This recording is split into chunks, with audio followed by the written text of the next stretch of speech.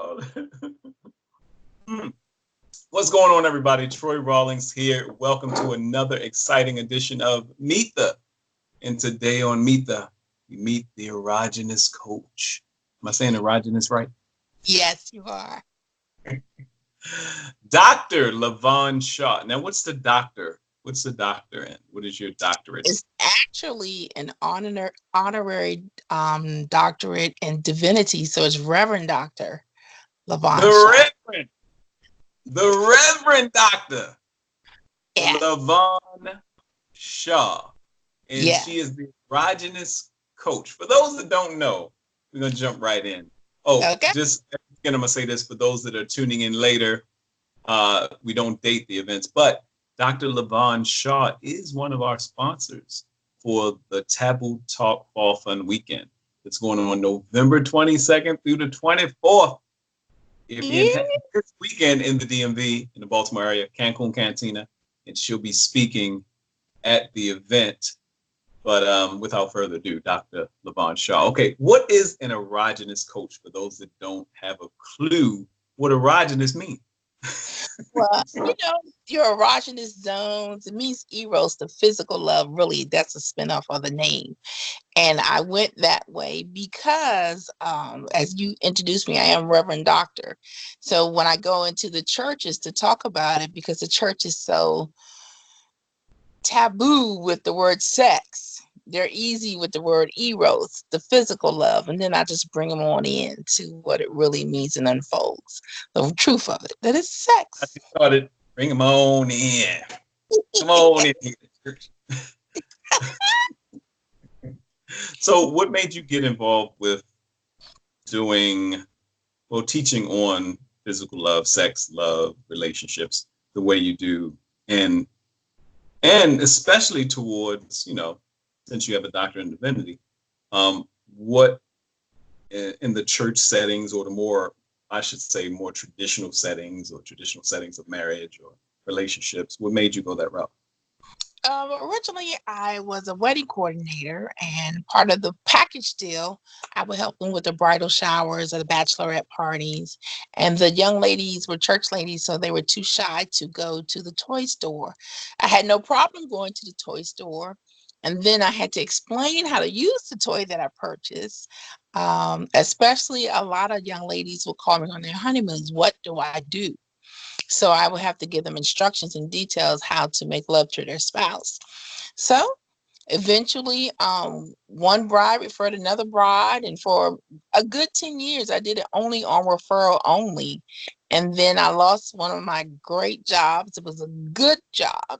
And my husband told me at the time, said, I'll give you 3 days to cry and then walk around this house and gather all those little notes and stuff and write your book.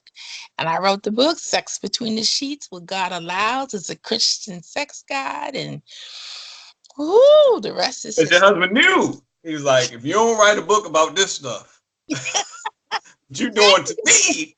What you do to me? I was practicing on him. We also have a toy store.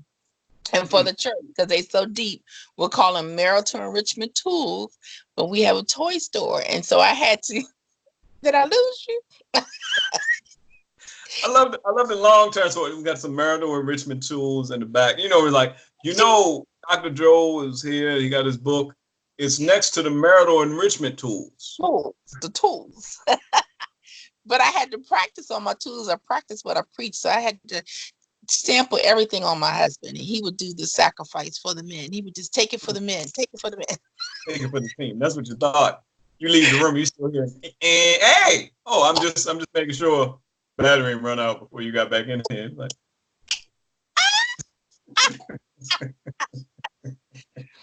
yeah. So, you have a phenomenal story, but. And this is key, because that's one of the things with the Taboo Talk tour. Even though I didn't come up, quote unquote, in the church, a lot of stuff that I started with the tour, I was actively involved with the church when I started the Taboo Talk tour 15 years ago. So I remember my pastor saying, people going, Pastor Troy's doing it. He's talking about sex. And it's like, Okay. But he came to me one time and he said, I never thought you weren't doing what God called you to do. He said, there's never been a time when I thought you were off the path when it came to this entertainment thing and what you're doing. And I just realized in the comedy sector, I was like, when I started doing the Taboo Talk tour and the book tour, I saw a need because, like you said, people weren't talking. Everybody's doing something or having sex or doing something, aren't talking about it. And if you're not communicating and you just jump into the physical act of things, you're going in with assumptions, you're going in with anger, you're going in with the last person you was with, you're going in with all this stuff versus being present. We have enough problems being present as it is versus being present with the person that you're with. And especially if this is your husband or wife, and this is the person that you say you want to be with for the rest of your life. What are some of the, you said for a decade, you were dealing with brides, like you said, who I don't know what they're doing. Some of them may have been virgins, some have been totally not virgins. And that's another spectrum. Some people think, oh, she was a virgin, she didn't know what she wanted to do, and she wanted to get some pointers. But then you have the ones the furthest thing from a virgin. They was like, I was off the chain. But how do I go in here with him? And I don't want to seem like, do you have that weird in between of both types of women that come and say, I don't know how to do this properly with him, and I don't want to fall short for him, or I don't want to do too much, and he'd be like, where the hell you learn all this from? Get down from there. Well, I'll tell you this. I had two stories I can tell you real quick. One is in the book. It's an older woman. Her children had graduated college and had their own children, and she had never had an orgasm. So we have a lubricant that I gave her a small sample of, and we were at a church picnic, and somehow the conversation came up, and they came over to me. So of course, I had stuff with me, so I gave her a sample and told her to just go home and try it, and let me know. Came back the next day. I got to tell my friends all about this, and she bought. I mean, she bought a whole case of lubricants. And then Okay. the following Sunday, her husband came up to me and shook my hand and said, I had no idea that my wife had never had an orgasm. He said, I have a different woman in the bed with me as of last week. Y'all hear this? So I want everybody, because we're talking about church folk as if, the average young couple, because like they say, 60 to 70% of women do not have vaginal orgasms. It's only clitoral. And some of them, let's go to the percentage of those who have never masturbated, who don't know what they enjoy. Because I've talked to women nowadays that, you would see this woman like, oh, she's fine, she this and that.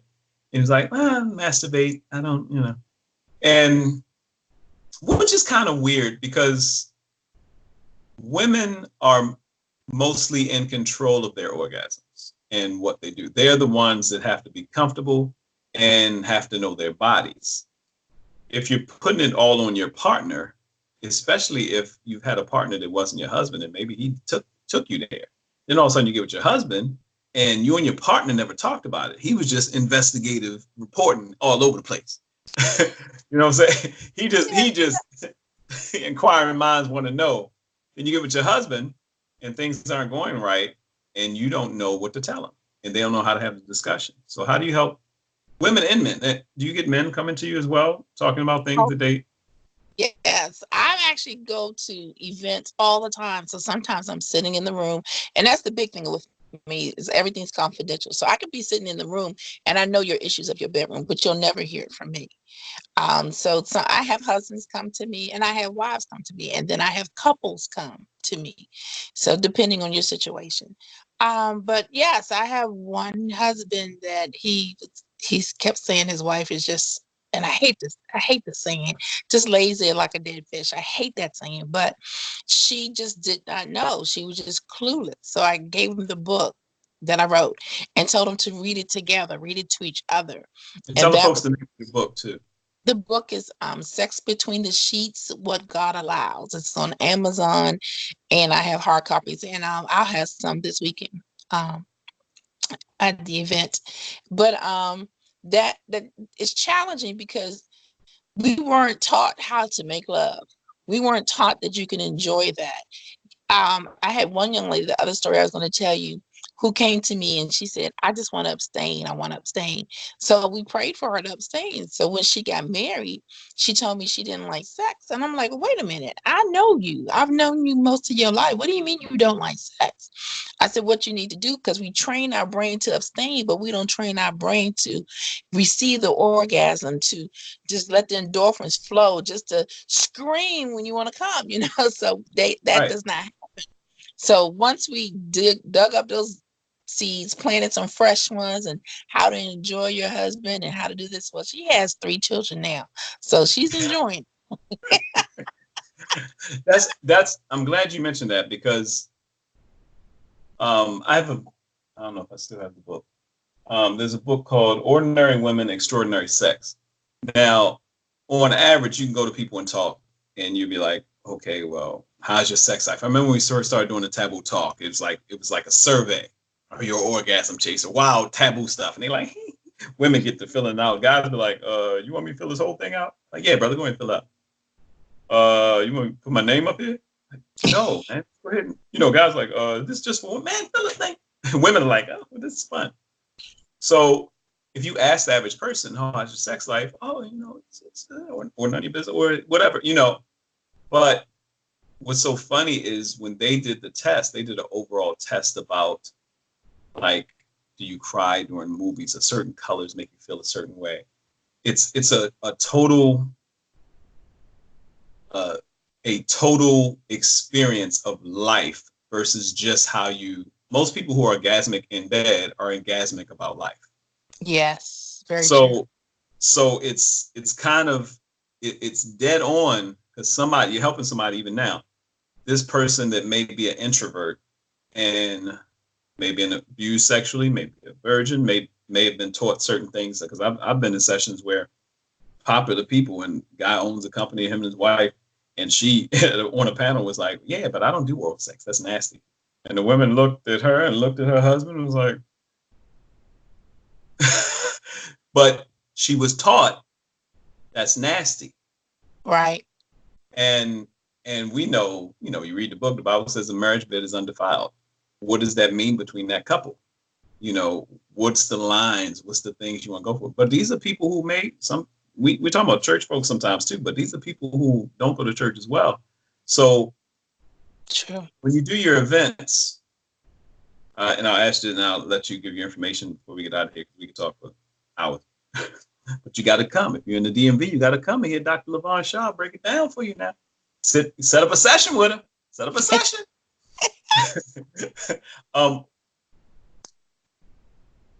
What's the best way to put this? Or let's just say this. What are the main issues that come from couples that you can tell really love each other, but they're having problems? What's the main thing that seems to be the problem in the bedroom?